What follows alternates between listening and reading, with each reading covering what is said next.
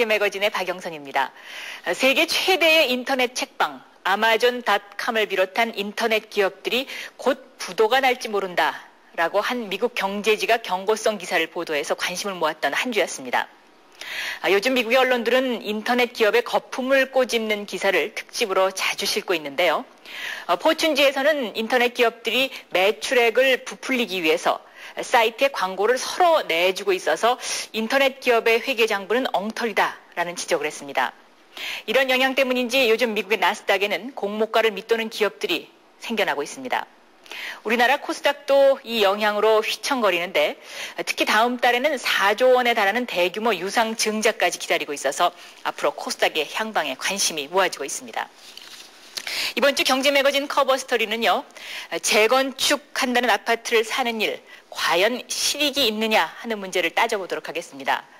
이 재건축하는 아파트 사면은 보통 1억 원 정도 득을 볼 수 있을 것이다 라고 생각을 해서 사는 사람들이 상당수 있던데요. 김동욱 기자가 과연 그런지 취재해봤습니다. 재건축이 추진되고 있는 서울 개포동 아파트 단지. 재건축에 대한 기대를 부풀리는 현수막이 여기저기 걸려 있습니다. 이 같은 기대는 가격 상승으로 이어져 아파트 값이 지난해보다 5천만 원가량 올랐습니다. 강남의 마지막 주택지고 그러므로 해서 이만한 택지가 없다는 거죠. 한 1억 이상은 수익성이 있지 않느냐 그렇게 보는 거죠. 11평짜리 아파트를 구입해 5년 뒤 35평 아파트를 받게 될 경우 조합 측의 계산은 이렇습니다. 현재 아파트값 1억 6천만 원에다 5년 동안의 금리를 합해 2억 4천만 원이 듭니다. 여기에다 무상 지분을 뺀 나머지 평수에 대해 평당 900만 원으로 계산하면 9,720만 원을 추가로 부담해야 합니다. 시공사가 무이자로 빌려주는 이주비로 절감되는 이자를 빼면 3억 500만 원이면 35평 아파트를 가지게 된다는 계산입니다. 같은 평수의 인근 아파트가 현재 3억 5천만 원을 호가하니까 재건축으로 적어도 5천만 원의 시세 차익을 볼 수 있다는 얘기입니다. 물론 도시 설계와 사업 승인, 이주 등 모든 단계가 제대로 진행돼 2006년에 입주했을 때를 전제로 한 시나리오입니다. 하지만 이 같은 과정이 당초 예정대로 진행될지는 미지수입니다. 조합 측은 올 하반기에 도시 설계가 마무리될 것으로 보고 있지만 해당 관청의 입장은 다릅니다. 교통 영향 평가도 해야 되고 또 도시 설계를 작성하면은 서울시에 협의해가지고 서울시에 또 승인을 받아야 되는 과정이 있습니다. 이러한 과정에서 다소 시간이 걸릴 걸로 봐서 아마 빨라도 연말이 돼야지 최종 확정안이 나올 걸로 판단하고 있습니다. 사업 계획 승인이 1년 안에 날지도 불투명합니다. 서울시가 우선적으로 검토하고 있는 잠실 등 5개 저밀도 지구도 전세 대란을 우려해 순차적으로 승인할 방침입니다. 잠실 지구의 경우 2주에만 2년 반 이상 걸릴 것으로 보여 5개 지구가 모두 재건축에 들어가기에는 적어도 3, 4년이 걸릴 전망입니다. 저밀도 지구가 아닌 개포 지구는 그만큼 더 늦어진다는 얘기입니다. 기본 계획을 수립하고 있는 저밀도 지역보다 지금 계획이 아직 수립되지 않은 지역이기 때문에 저밀도 지역이 먼저 수립되고 난 다음에 개포지구는 아마 수립되지 않을까 보입니다. 그러면은 개포지구는 저밀도 지구 이후에 아마 재건축이 시작되지 않을까 이렇게 추정됩니다. 여기에다 1년으로 잡은 이주 기간도 문제입니다. 전세 계약 자체가 2년인데다 5천 세대가 1년 안에 한꺼번에 이주하기란 사실상 불가능합니다. 이렇게 되면 재건축 기간이 당초 예상보다 적어도 4, 5년 이상 늦어지게 됩니다. 또 자재값 인상, 설계 변경을 이유로 건설회사가 요구하는 추가 정산금이 2천만 원에서 5천만 원 정도 될 것으로 전문가들은 예상합니다. 부대 시설도 공짜로 해준다라든지 이주비 많이 준다 그러는데 결국 건설업체는 이익을 위해서 하는 겁니다. 이익이 안 되면은 공사를 안 하게 돼 있거든요. 그게 이익을 위해서 어떤 방법이든 간에 추가 정산금은 분명히 부담을 시킵니다. 이렇다 보니 애당초 계획했던 3억 500만 원의 금융비용과 추가 정산금을 합쳐 1억 원 이상이 더 들어갑니다. 결국 주변 시세와 비교해 손해를 볼 수도 있습니다. 이처럼 재건축 기간이 길어지면서 재건축 대상 아파트를 산 실소유자들이 낭패를 겪는 경우가 많습니다. 실제로 이곳 잠실 1단지의 경우 지난 93년에 시공사가 정해졌지만 7년이 지난 지금까지 재건축에 들어가지 못하고 있습니다. 재건축을 보고서 샀는데 실질적으로 재건축이 이렇게 늦어지니까 상당히 답답한 노릇이죠. 그러니까 지금 물건이 나오는 부분이 재건축 기대로 해서 샀던 사람들이 실망 매물이죠. 그러니까 쉽게. 때문에 전문가들은 재건축 투자는 신중히 하라고 권고합니다. 재건축 사업 기간은 의외로 마음고생이라든가 불편한 점이 한두 가지가 아닙니다. 일정이 길어진다든가 하면 상당히 힘들거든요. 그래서 사업 승인이 난 후에 또 내 집 마련의 꿈을 가진 서민이라고 한다면 그런 시점에 투자하는 것이 좋을 것 같습니다. 재건축 물량은 저밀도 지구를 중심으로 앞으로 계속 쏟아져 올 상반기 강남에서만 2만 4천 가구에 이를 전망입니다. 그런 만큼 이런저런 조건을 꼼꼼히 따져볼 필요가 있습니다. 경제매거진 김동욱입니다.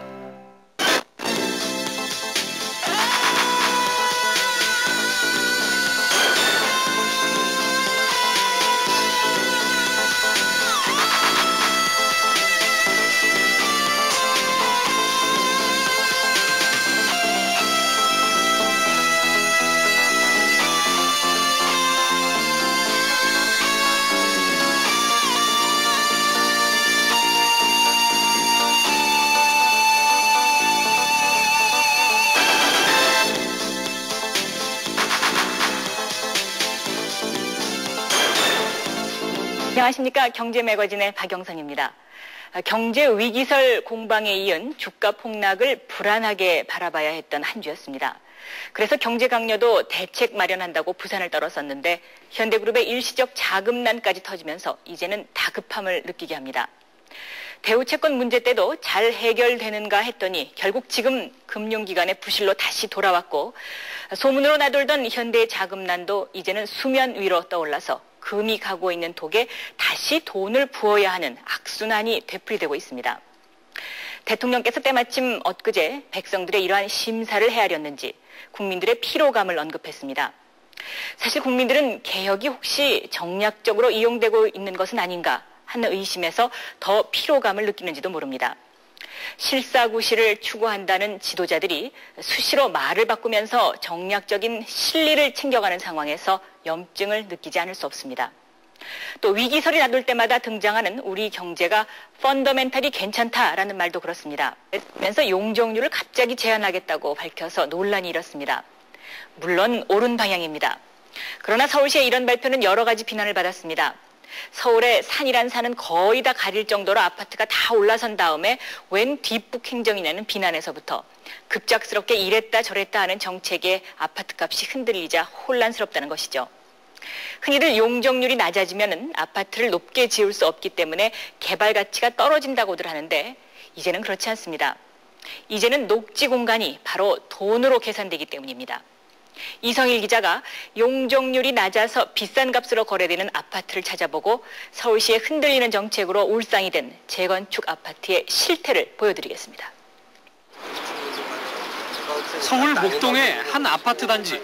단지 곳곳에 조성된 공동 정원은 주민들의 휴식 공간으로 활용되고 있습니다. 주차장은 외부 도로와 바로 연결돼 있어 출퇴근 시간에도 단지 안에서는 차량을 찾아볼 수 없습니다. 자전거 타고 학교 갔다 오고 그래도 걱정도 안 되고요. 학교와 상가 등 편의시설은 보행도로를 중심으로 배치돼 있어 산책하듯 단지 안을 통행할 수 있습니다. 그 휴게소라든지 놀이터 이런 것들을 다 그 포도송이처럼 연결을 했습니다. 그렇기 때문에 다른 단지보다는 아이들이 많이 나와서 놀고 주민들이 또 교제할 시간이 많아지고 용적률이 낮기 때문에 이 가운데 공간을 완전히 그 보행 전용 공간으로 만들 수가 있었습니다.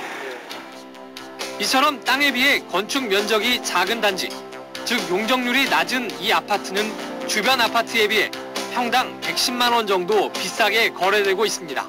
그래서 투자 측면에서 본다 그러면은 그동안에는 뭐 이 아파트 내부의 구조라든지 외관이라든지 이런 걸 보고서 투자에 우선을 받는데요.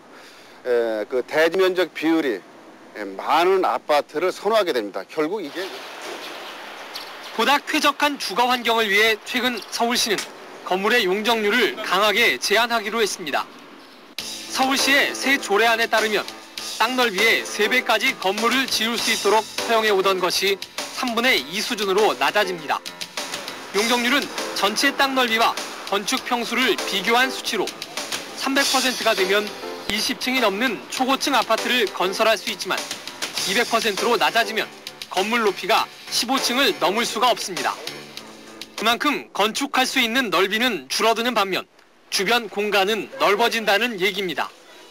환경 친화, 환경 위주의 도시 관리 방향으로 바뀔 계기가 된다고 봅니다. 용적률 축소 방침은 재건축 아파트 시세를 끌어내렸습니다. 한때 2억 1천만 원까지 치솟았던 개포동 13평 아파트 가격은 1억 6천만 원대로 떨어졌고 거래도 한산합니다. 재건축이 당초 계획대로 진행되지 못할 것이라는 불안감 때문입니다. 명확하게 결정이 내린 것 같지가 않아가지고 일반 시민들은 아니면 조합원들은 이게 확실치가 않으니까 지금 전혀 아직도 움직임이 없습니다. 이번 조치에 직접적인 영향을 받게 되는 것은 80년대 중반 이후에 지어진 아파트들입니다. 앞으로 3년이 예정된 유예기간이 지나야 비로소 재건축 대상이 되는 데다 용적률도 이미 대부분 150%를 넘게 지어졌기 때문입니다. 기존의 그 추진 중인 재건축이나 재개발 아파트들은 그 유예기간 때문에 큰 무리가 없다고 봅니다만은 1980년대 중반 이후에 지은 아파트들은 이미 최대한 용적률을 적용받았거든요. 그 아파트가 새로 재건축을 시행할 즈음에 새로운 법이 시행되면은 용적률의 규제를 받기 때문에 손해를 볼 수가 있습니다. 서울시의 이 같은 정책은 그동안 지나치게 부풀려졌던 재건축 대상 아파트 가격에서 거품을 제거하는 계기가 될 전망입니다. 재건축 아파트에 붙은 프리미엄은 7, 8년이 걸리는 재건축 추진 기간을 감안하지 않고 형성된 가격이었기 때문입니다. 그만큼 심리적인 가격이 그 합리적인 계산으로 인한 투자 수익률보다 높게 나타나는 양상이 많았기 때문에 앞으로는 재건축에 대해서 면밀한 투자 분석, 합리적인 계산 이런 것을 했을 때에는 그런 현상들이 많이 자제가 되지 않을까 이렇게. 고층 아파트 사이에서 점차 사라지는 푸른 공간을 지키겠다는 용적률 축소 조치. 그 성공과 실패는 일관성 있는 정책 추진에 달려 있습니다. 경제매거진 이성일입니다.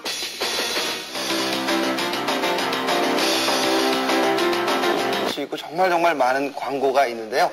2000형 아파트, 여러분은 과연 어떤 아파트에 살고 계십니까? 정보쇼 아파트 함께 만나보시죠. 제가 궁금한 게 많아서 아파트 그러면 미래 아파트는 일단 현재 아파트와 어떻게 다른지 갔다 보니까 소감이 어떠셨어요? 그렇습니다. 미래의 아파트는요. 인간이 더 편하게 살 수 있는 것을 고려하고요. 그리고 이사도 힘들고 아무튼 힘든 거는 점점 줄여가는 것이 바로 미래의 아파트라고 생각을 하고요. 그리고 간편하게 그리고 더 미래로 가면요. 캡슐 형태로 우주도 갈 수 있고 이렇게 아파트가 움직일 수 있다는 그런 느낌이 들었습니다. 그리고 환경과 친화가 돼야지 더욱더 좋은 아파트가 될 수 있다. 그런 미래 아파트는 이제 곧 우리가 살 수 있는 아파트 아닙니까? 그죠? 그렇습니다. 2000년 미래 아파트 그리고 우리가 정말 살고 싶어하는 아파트 정보쇼에서 준비했습니다. 만나보시죠. 아파트가 주거를 여왕으로 만든다. 더 이상 집은 그냥 살기만 하는 공간이 아니다. 현재 우리나라 전체 주택의 절반이 아파트이고 66%의 사람들이 아파트에서 살기를 희망한다는데 어떻게 하면 더 편리하고 쾌적하게 사느냐가 21세기 주택의 관건. 하이아크로 이제는 아파트도 첨단 기능 시대. 정보쇼 21세기 아파트 그것이 궁금하다.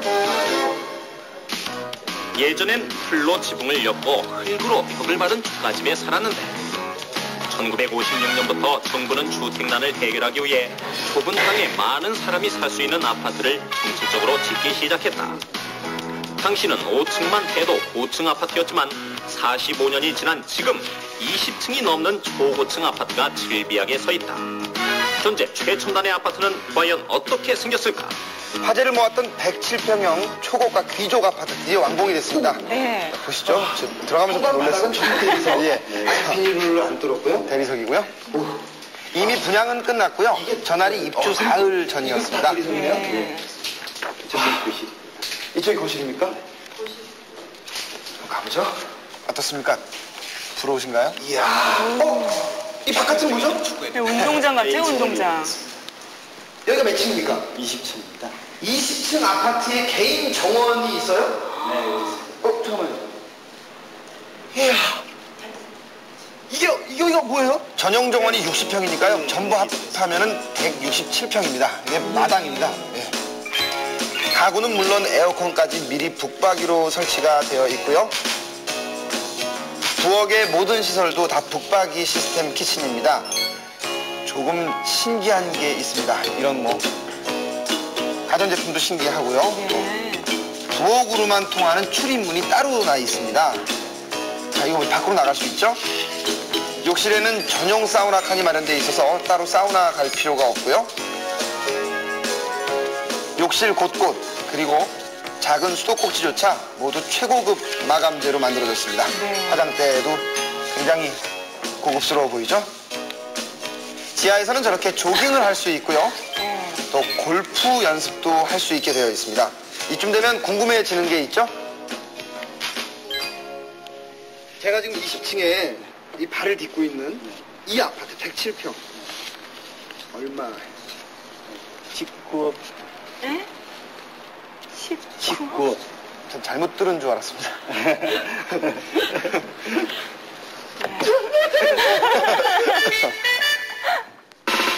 현장 실험 1억 5천만 원으로 집을 산다면 현장 실험! 자, 4가지 보기가 있습니다.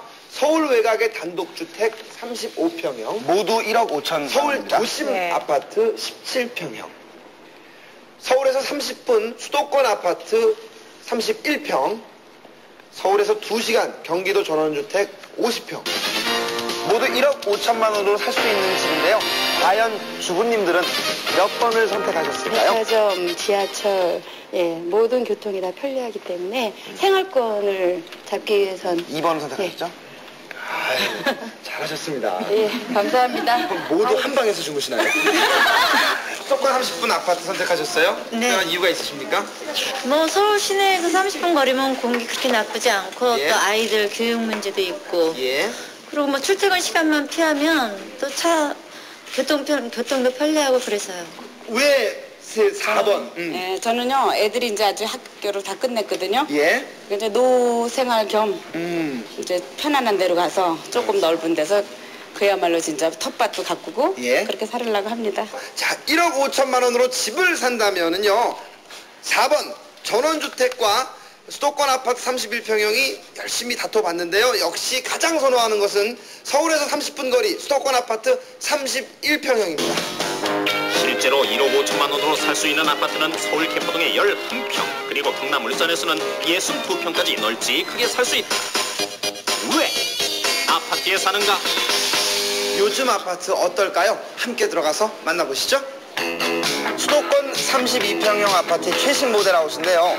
보통 32평보다 넓어졌습니다. 발코니를 확장해서요. 전용 면적이 넓어졌다고 하는군요. 즐겁게 집안일을 할 수 있도록 최대한 배려가 되어 있습니다. 이렇게 주방에는 라디오가 달려 있고요. 모든 가구는 북박이로 미리 설치되어 나오니까요. 새 아파트에 기존 가구가 맞을까 맞지 않을까 걱정하실 필요가 전혀 없습니다.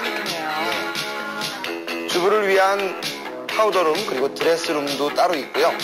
정말 요즘은 주부가 왕이 되는 시대입니다.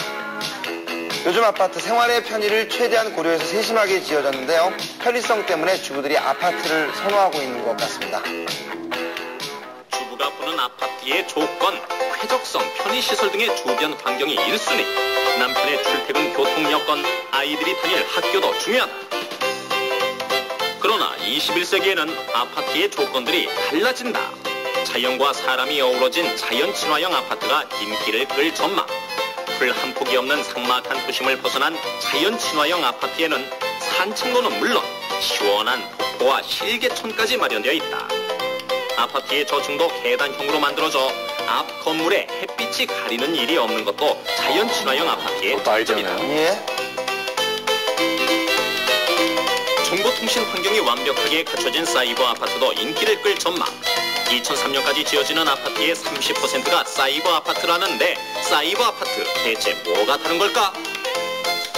사이버 아파트 찾아갔습니다. 전화도 많이 받고 예. 어떤 거나 요리 관심 많으니까 요리 사이트나 가끔 증권 정보나 아니면은 뭐 여기 이사 왔기 때문에 구청 소식 같은 것도 인터넷으로 들어가면 쉽게 접할 수 있으니까. 인터넷이요. 집집마다 이 초고속 인터넷망으로 연결이 돼 있어서요. 저렇게 어떤 어린이집이 좋은지 인터넷을 통해 같은 단지 이웃들에게 물어볼 수도 있습니다.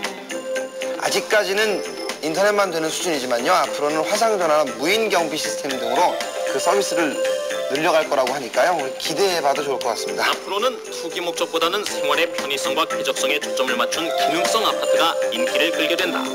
실제로 주택가격지수 추이를 보면 1990년을 기점으로 단독주택은 계속 하락세입니다. 아파트값도 앞으로 크게 오를 일은 없을 전망이라고 한다. 그렇다면 미래의 아파트는? 네, 여기는요 2030년 미래 아파트 앞입니다. 과연 2030년 미래에는 우리가 어떤 공간에서 살게 되는지 함께 만나보시죠. 자, 여기가 아파트인데요. 안녕하세요. 안녕하십니까. 이 집의 주인이 되시나 보죠? 네. 가보겠습니다. 들어가기 전에 먼저 이제 보십시오. 미래 아파트는요 몸을 소독하는 겁니다. 환경 오염에 대비한 거죠. 텔레비전 여기가 70평형 아파트인데요. 대형 멀티미디어 스크린도 있습니다. 좋죠? 이쪽에 신기한 게 이쪽에 준비되어 있습니다. 이쪽에 보시면은 이제 회전 유리가 있거든요. 네? 그래서 음성으로 문을 열게끔 되어 있습니다. 아, 음성으로? 예, 김성현 씨가 한번 음성으로 열려라 한번 해보시겠습니까? 그래요? 자, 이 문이요. 자, 지금 지나갈 수가 없는데, 자, 열려라 문. 열리지 않습니까? 오, 이거 예술인데요. 자, 그래서 여기서 볼일 보고 다시 나오잖아요. 그러면은 닫혀라 문. 닫히죠? 예. 아, 이거 아주 마음에 드는 아파트인데요. 이거 아주 마음에 드는데요. 야, 이건 누구 집 안방입니까? 여기가 안방인데요. 이 창문에도 아주 신기한 기능이 숨어 있습니다. 자, 저기를 한번 해주십시오. 밖이 보고 싶습니다. 아, 밖이 꼴 보기 싫어요. 보십시오. 아, 그러니까 커튼이 사라지는 거군요. 네. 2030년 아파트는 마술 같은 자동화 시스템이 가장 큰 특징입니다. 2050년 저희도 만나볼 수 있겠죠. 미래 아파트입니다. 그럼요. 어떤 공간일지. 야, 또 계셨군요, 집주인이.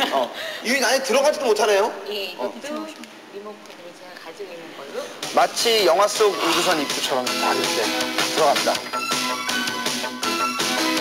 자, 이곳은요 신혼부부들을 위한 10평짜리 캡슐 아파트인데요.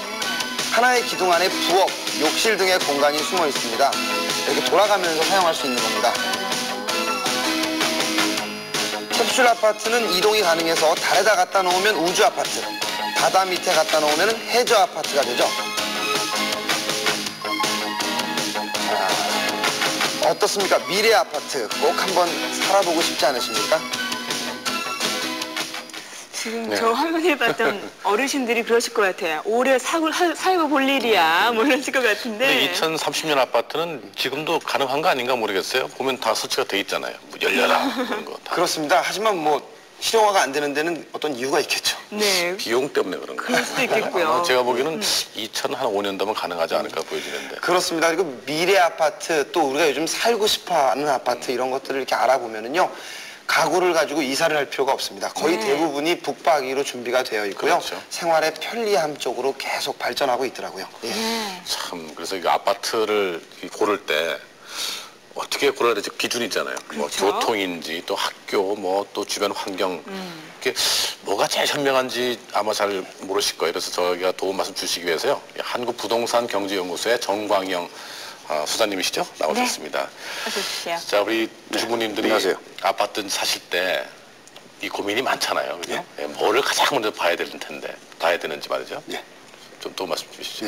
우선 그 차트 그림으로 보여드리겠습니다. 제일 첫 번째가 이 교통하고 환경입니다. 교통과 환경, 네. 뭐 교통하면 보통 서울에서 뭐 몇 분 거리냐 이렇게 따지는 건데요. 그것보다도 이제는 대중교통이 얼마나 가까이 근거리에 있는가가 제일 중요하거든요. 예를 들어서 지하철하고 한 300m 이내의 거리가 있는가, 또 자동차 도로까지는 5분 이내에 접할 수 있는 건가, 이런 것이 선택하는 게 좋습니다. 이렇게 교통 여건이 구비되면요, 서울에서 좀 거리가 멀더라도 환경이 낮기 때문에 부동산 가치가 상승이 됩니다. 실제 가격도 그렇게 형성이 되나요? 그렇죠. 예. 그러니까 굳이 뭐 서울과 근거리에 있는 데를 고집할 필요는 그렇죠. 없는 거예요. 그렇죠. 예. 그렇군요. 두 번째로 보면은 이제 여기 단지 규모를 갖고 따지거든요. 규모가 또 중요하구나. 네. 네. 어쨌건 여기 지금 아파트가 하나 더 늘어났죠? 예. 예. 그 3개 동 이상, 적어도 그 500가구 이상의 그 아파트가 돼야 되고요. 그렇게 돼야지 그 어느 정도 근린 생활 시설, 뭐 예를 들어서 피자집이라든지 이런 상가. 그렇지 네. 이런 상가도 들어올 수가 있거든요. 그래서 이렇게 단지 규조가 상당히 좋은 것도 있지만은 또 주변 환경이 얼마나 자연 친화적인가 요거에 따라서 아파트 가격이 많이 좀 달라집니다. 그래서 이 자연 친화적인 게 좋아지는 거에 따라서 어떻게 보면 아파트의 가격도 올라가고 내려가고 하기도 합니다. 예. 그리고 세 번째 보면요. 좀 멀리 있습니다. 이 구조를 보면요. 이전에 보면 보통 그 아파트의 구조는 뭐 내부의 구조라든지 층이라든지 상 같은 걸 보러 봤었거든요. 근데 이제 보면은 전체 단지의 구조가 얼마나 단지 그 주변 환경이 잘 돼 있느냐. 예를 들어서 뭐 조깅장이 있다든지 이런 여러 가지가 잘 돼 있는 거에 따라서 그 선택 기준도 좀 달라지고 있습니다. 그러니까 남양, 북향 그런 건 아니고요. 그렇죠. 동서남북도 기본은 들어갔지만요. 아파트 전체의 구조, 단지 내 구조까지도 이제 봐야 된다 이렇게 봐야 되겠죠. 네. 그리고 제일 결정적인 거는 이제 결국 이런 조건이 다 갖춰졌더라도 가격이 비싸면 소용이 없겠죠. 예, 그래서 처음부터 돈을 투자한 금액, 총 투자 금액과 그동안의 이자 비용을 합해서 나중에 입주할 때 인근의 아파트 금액보다 비싸면 안 되겠죠. 적어도 같거나 그보다 싸야 되겠죠. 그런데요, 이 미래 아파트는 자연 친화적인 것이 중요하다라는 얘기, 그것에 따라 결정이 된다고 하는데 사실 분양할 때 그걸 알 수 있는 방법은 없지 않습니까? 일반인들 경우에는 어떻게 해야 하나요? 예, 제일 쉽게 알 수 있는 방법이 요 다음에 요 그림으로 좀 되어 있습니다. 어쩌게 되면요. 용적률이라 그럽니다. 보통 용적률이라 그러면은 이렇게 현재는 한 300%의 용적률이 되어 있거든요. 근데 앞으로는 뭐 2003년 정도 되면 이 아파트 용적률은 150%, 250% 정도까지 좀 줄어든다 그러는데요. 이 용적률은 예를 들어서 100평의 땅에다가 100평의 건물을 짓는다 그러면 100%라 그럽니다. 300%를 지면은 300%라 그러거든요. 결국은 용적률이 높을수록 건물은 빽빽해지겠죠. 그래서 결국은 이제 주변에 녹지 공간이 적어지기 때문에 쾌적하지 못하고요. 그래서 또 나중에 재건축할 때 대지 지분이 적어지기 때문에 재건축할 때 손해볼 수가 있습니다. 그래서 용적률을 보면은 이 아파트 투자 가치도 판단할 수 있습니다. 그러니까 정리하자면 용적률이 낮은 아파트가 훨씬 더 높은 가격을 받을 수 있는 그렇죠. 거죠. 땅이 넓으니까요. 그렇죠. 근데 왜 최근에는 왜 그 비싼 값에 분양하는 그 초고층 아파트 같은 거는 용적률이 상당히 높지 높죠. 않습니까? 그런 건 또 그 나름대로 또 시세가 형성이 되지 않습니까? 예, 그 용적률이 요즘에 그 초고층 아파트는 일반 상업적이라든지 준주거 지역이 하기 때문에 용적률이 굉장히 높습니다. 대신 안에 편리성 때문에 선호를 지금 많이 하고 있습니다. 그러니까 이런 이제 자연 친화적인 면에서는 용적률이 낮은 게 앞으로 가치가 있다 그런 말씀이시죠? 그렇죠. 지금 건축 아파트들 보면은 지금 이제 앞으로 2003년까지는 도시계획 조례가 좀 강화가 되거든요. 그렇기 때문에 85년도 이후에 진 아파트는 2003년 이후 되면 20년뿐이 안 되거든요. 그렇죠. 그때 건축이 되기 때문에 그 아파트는 자기가 살던 정도의 건축 면적 이상은 못 질 거기 때문에 오히려 값은 올라가지 않을 거라고 보겠죠. 그것도 재건축 기간이 20년이니까 그런 점도 고려를 해야 되겠군요. 오늘 말씀 고맙습니다. 고맙습니다. 네, 다음 순서는요, 여러분을 좀 이렇게 시원한 바닷속으로 안내를 해드릴까 합니다. 고태식 씨. 과연 어떻게 좀 해야 되는지, 좀 싸게 어디 가는 수 없는지 이런저런 정보를 다 모아봤습니다. 김생민 씨 나왔습니다. 네, 정보쇼입니다. 오늘은요, 의식주 중에 하나인 이 집 이야기를 다뤄보겠는데요. 요즘 전세값이 오른다는 얘기 들어보셨죠? 전세 대란이라고 그러잖아요. 그렇습니다. 사실 IMF 이후 해마다 이사철만 되면은 이 전세 대란설이 있었는데요. 그 진상을 저희 정보쇼에서 준비했습니다. 궁금하시죠? 빨리 만나보시죠. 전세값은 계속 오르고 있고 또 집주인이 전세를 월세로 바꾸려고 해서 전세 구하기가 갈수록 더 어렵습니다. 해마다 이사철만 되면 나오는 이야기, 바로 전세 대란설. 수도권 주민의 60%가 전세 입자인 상황에서 전세가가 치솟았다는 얘기는 서민의 가슴을 졸이게 하는데 정보쇼 전세 대란. 전세가 상승은요, 중소형 아파트에서 가장 심각한 상황이라고 합니다. 과연 전세가 얼마나 올랐는지 확인하기 위해서요, 서울 목동 아파트 단지의 한 부동산을 찾았습니다. 예. 전세는 연초에는 얼마나 됐었죠? 전세는 이제 38평인 경우에는 연초에 1억 4천에서 전후로 형성이 됐었어요. 지금은 얼마나? 지금은 뭐 상당히 많이 올랐죠. 정말 많이 올랐죠? 5천만 원 정도 더 올라서 1억 9천. 목동 아파트 단지가 가장 많이 오른 것 같습니다. 제가 조사한 거는요. 바닥이 이제 98년 4월서부터 가을까지 그때 전세금이 형성된 게 38평 기준으로 8천에서 9천이었어요. 그러면은 지금 바꿔서 말하자면 1억이라는 돈을 또 보태야 되는데 재계약을 하려면 1억을 보태야 해요. 그렇죠. 그래서 아주 상황이 아주 안 좋은 상황입니다. 전세 대기자 명단을 보면요, 전세를 구하지 못한 사람들 명단이 빼곡하게 쓰여 있습니다. 턱없이 오른 전세값을 감수한다 하더라도 팔려는 매물 자체가 없어서요, 선계약금까지 걸어놓고 대기해야 하는 그런 상황이라고 합니다. 자, 그럼 목동 아파트 단지가 아닌 다른 곳은 어떨까요? 강남입니다. 네, 여기는 강남에 있는 아파트 단지입니다. 안녕하세요. 네, 안녕하십니까. 전세값이요, 이 동네는 얼마나 올랐습니까? 이 서초동 삼풍 아파트 34평의 경우 2000년도 연초만 하더라도 1억 1000만 원대 했습니다. 전세가가. 근데 지금 10월 현재로 보면은 1억 7천에서 1억 9천 사이를 하고 있습니다. 지금 물량은 어떻게 되고 있죠? 보통 이 삼풍 아파트가 2,400여 세대가 됩니다.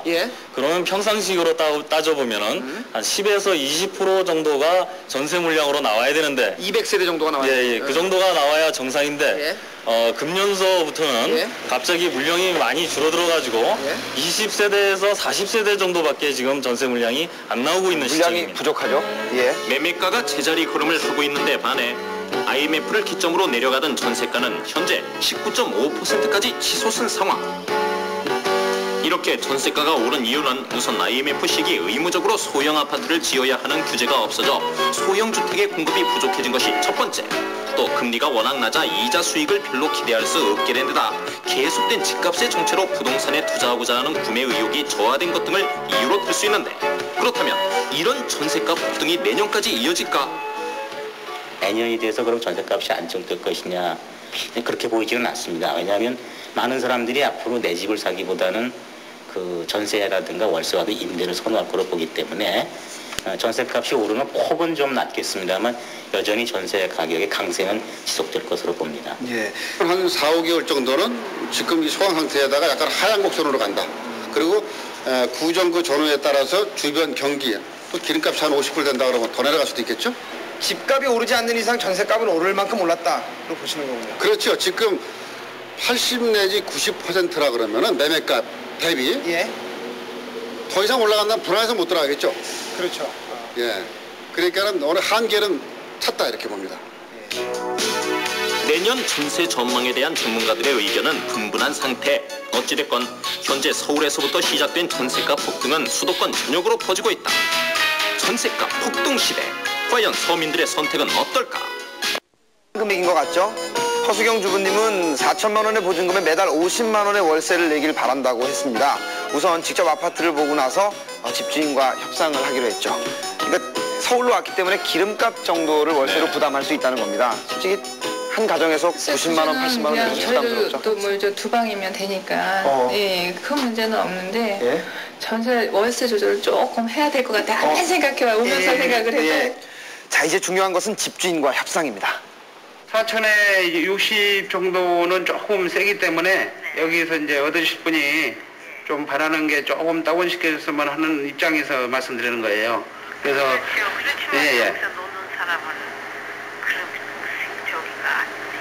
그러니까 사모님은 저거 매달 그 들어오는 금액이 있어야 되는 거죠? 네. 저기 70은 나와야 되는. 최하 70은 나와야 된다고요? 실패했습니다. 결국 협상은 결렬되고 말았다. 전세나 월세나 비싸긴 마찬가지. 때문에 집세를 올려주느니 차라리 집을 사겠다는 사람도 많아지는 추세인데, 과연 지금이 내 집 마련의 적기인가? 서울 등촌동의 아파트 단지를 찾았는데요. 안녕하세요. 마침 집을 보러 오신 분이 계셨습니다. 안녕하세요. 네, 안녕하세요. 집을 좀 알아보러 오셨나 봐요? 예, 그렇습니다. 전세입니까? 아니면 집을 사러 오신 거예요? 저희 지금 전세 살고 있는데요. 예. 살까 해서요. 우리 어머니께서는 몇 평 정도를 원하시는 거죠? 24평을 원하시는데. 예? 네. 24평. 네. 전세는 얼마나? 전세가 싸게 나오면 9,500. 9,500? 네. 와, 많이 그러면 올랐어요. 집을 사면요? 사면은 1억 한 3천에서 4천 범위는 넓은데 예. 한 3천 괜찮은 층으로 3천 1억 3천 7, 800 정도. 3천 7, 800 정도? 네. 예, 3천 7, 800 정도의 집이 9,500이니까 전세가. 그래서 사시려고 마음을 먹으신 차라리 거예요? 조금 대출 받아서 사는 것도 괜찮을 것 같아요. 전세 강세가 계속된다면요, 60%의 세입자가 차라리 내 집을 장만하겠다고 하는데요. 실제로 전세가와 매매가가 1,000만 원 차이밖에 나지 않는 곳도 있다고 합니다. 차라리 사는 게 나을 수도 있겠죠. 그렇지만 앞으로 집값이 내려갈지 모른다고 생각하는 분들 때문에 지금 집을 사도 되나 하고 고민하는 분들도 많이 계십니다. 집을 마련해서 실질적으로 살고자 할 때는 하루라도 빨리 집을 사는 것이 뭐 이사에 따른 또는 그 책방살이에 따른 부담을 피해가는 방법이 아닌가 싶습니다. 지금이 적기군요. 그렇습니다. 예. 전세 금액이 집 가격의 80%까지 차지하기 때문에 오히려 지금이 집을 구입하는 좋은 시기가 아니냐라는 얘기가 있거든요. 어떻습니까? 네, 지금 전체적으로 지금 부동산은 조금 정체된 상황입니다. 예. 그래서 지금부터 이제 매물이 나오기 시작을 하거든요. 또 앞으로 뭐 금융 구조조정도 있고 전체적인 기업들의 구조조정도 있기 때문에 물량이 많이 나올 수가 있으니까는 오히려 금년 12월 정도, 12월 정도나 내년 구정 전에 그때 사시는 게 조금 더 싸게 살 수 있지 않느냐. 조금 기다리는 것도 한 방편이다 이렇게 봅니다. 좀 지켜보자. 집값이 과연 오를 것이냐 내릴 것이냐, 내년 전망에 대한 전문가들의 예측도 서로 어긋나는 가운데 어쨌든 당장 전세가 폭등으로 고생하는 것은 서민들이다. 매년 이사철만 되면 새로운 새 집을 찾아 떠돌아다녀야 하는 서민들에게 집 걱정을 하지 않아도 될 날은 대체 언제 나올까? 집 걱정 영원한 고민거리가 아닌가 생각이 드는데. 정말 하루 동안 같이 다니면서 이렇게까지 우리 부모님들이 힘드시구나를 느꼈습니다. 앞으로 결혼 걱정 되시겠어요? 아우, 많이 걱정됩니다. 네, 잘 들었습니다. 자, 집 걱정 없는 세상은 좀 없을까요? 있을 것 같아요. 동물들은 어떤가 좀 모르겠어요. 물고기는 집이 있나 못 나요. 구태지 씨, 우리 물고기도 집이 있어요? 물고기들 집이 있습니다. 전세는 없나요?